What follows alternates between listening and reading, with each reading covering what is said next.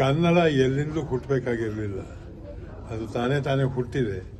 ಬೇಕಾದಷ್ಟು ಭಾಷೆಗಳನ್ನ ಬೆಳೆಸ್ತಾ ಇದೆ.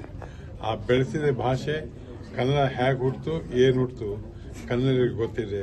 ನಾವು ಬೇರೆಯವರಿಂದ ತಿಳ್ಕೊಬೇಕಾಗಿಲ್ಲ.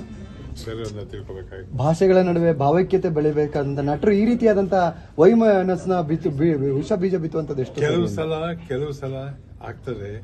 ಏನೋ ಭಾವನಾತ್ಮಕ ಮಾತಾಡಕ್ಕೆ ಹೋಗಿ ನಾವೇ ಗ್ರೇಟ್ ಅಂದ್ಕೊಂಡು ಮಾತಾಡ್ತಾರೆ. ಯಾವತ್ತು ಯಾವೊಬ್ಬ ವ್ಯಕ್ತಿನೂ ನಾನು ಗ್ರೇಟ್ ಅನ್ಕೋಬಾರ್ದು, ನಾವು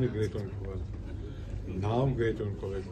ಯಾಕೆಂದರೆ ನಾನು ಇವತ್ತು ಶ್ರೀನಾಥ್ ಇಲ್ಲಿ ನಿಂತ್ಕೊಂಡು ಮಾತಾಡ್ತಾ ಇದ್ದಾನೆ ಅಂದರೆ ನಾನು ಶ್ರೀನಾಥ ಕಾರಣ ಅಲ್ಲ, ನನ್ನನ್ನು ಬೆಳೆಸಿದ್ರೆ ನೀವೆಲ್ಲ ಕಾರಣ.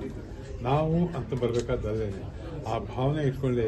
ಯಾವುದೇ ಭಾಷೆಯಲ್ಲಿ ಯಾವುದೇದಾಗಲಿ ನಾವು ಅಂತ ಮಾತಾಡಬೇಕು ಹೊರತು ನನ್ನಿಂದ ಮಾತಾಡಬಾರ್ದು. ಸರ್, ಕನ್ನಡದಿಂದ ಎಷ್ಟೊಂದು ಸಿನಿಮಾಗಳು ಜೊತೆಗೆ ಕನ್ನಡದಲ್ಲಿ ಅವ್ರ ಸಿನಿಮಾಗಳು ರಿಲೀಸ್ ಆಗ್ತಾ ಇದೆ ಕರ್ನಾಟಕದಲ್ಲಿ. ಆದ್ರೂ ನನ್ನ ಭಾಷೆ ಬಗ್ಗೆ ನನಗೆ ಹೆಮ್ಮೆ ಇದೆ ಸರ್. ನನ್ನ ಭಾಷೆ ಬಗ್ಗೆ ನನಗೆ ಹೆಮ್ಮೆ ಇದೆ. ನಾವು ಕನ್ನಡಕ್ಕಾಗಿ ಎಷ್ಟು ರಾಜನಿಂದ ನಾವು ಕಲ್ಸ್ಕೊಂಡ್ ಬಂದಿದ್ದೀವಿ. ನಮಗೆ ಗೊತ್ತಿದೆ.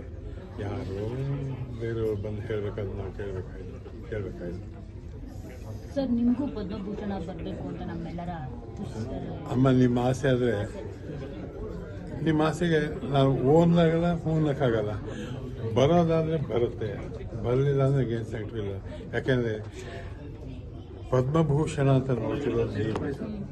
ನನಗೆ ಟೈಟಲ್ ಬರಲಿ ಬಿಡಲಿ, ಪದ್ಮಭೂಷಣನ ಭಾರತರತ್ನ ಏನಲ್ಲಿ ನನಗೆ ಕೊಟ್ಟಿದ್ದಾರೆ ನೀವು.